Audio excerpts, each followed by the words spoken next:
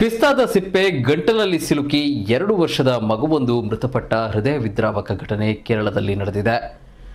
ಕಾಸರಗೋಡು ಜಿಲ್ಲೆಯ ಕುಂಬಳೆ ಎಂಬಲ್ಲಿ ಶನಿವಾರ ಸಂಜೆ ಈ ಘಟನೆ ನಡೆದಿದೆ. ಮೃತಪಟ್ಟ ಮಗುವನ್ನ ಕುಂಬಳೆ ಭಾಸ್ಕರ ನಗರದ ನಿವಾಸಿ ಅನ್ವರ್ ಮೆಹರೂಪಾ ದಂಪತಿಯ ಪುತ್ರ ಅನಾಸ್ ಎಂದು ಗುರುತಿಸಲಾಗಿದೆ. ಪಿಸ್ತಾವನ್ನ ತಿನ್ನುತ್ತಿದ್ದಾಗ ಸಿಪ್ಪೆ ಗಂಟಲಲ್ಲಿ ಸಿಲುಕಿದ್ದು ಮನೆಯವರು ಸಿಪ್ಪೆಯ ಒಂದು ತುಂಡನ್ನ ಹೊರತೆಗೆದಿದ್ದು ಬಳಿಕ ಬಾಲಕರನ್ನ ಆಸ್ಪತ್ರೆಗೆ ಕೊಂಡೊಯ್ಯಲಾಯಿತು. ವೈದ್ಯರು ತಪಾಸಣೆ ನಡೆಸಿದಾಗ ಗಂಟಲಿನಲ್ಲಿ ಯಾವುದೇ ವಸ್ತುಗಳು ಸಿಲುಕಿಲ್ಲ ಎಂದು ತಿಳಿಸಿದ್ದರಿಂದ ಮನೆಗೆ ಕರೆದುಕೊಂಡು ಬರಲಾಗಿತ್ತು ಎಂದು ತಿಳಿದು ಬಂದಿದೆ. ಆದರೆ ಭಾನುವಾರ ಬೆಳಗ್ಗೆ ಬಾಲಕನಿಗೆ ಉಸಿರಾಟದ ತೊಂದರೆ ಉಂಟಾಗಿದೆ. ಕೂಡಲೇ ಆಸ್ಪತ್ರೆಗೆ ಕೊಂಡೊಯ್ದರೂ ಜೀವ ಉಳಿಸಲಾಗಲಿಲ್ಲ.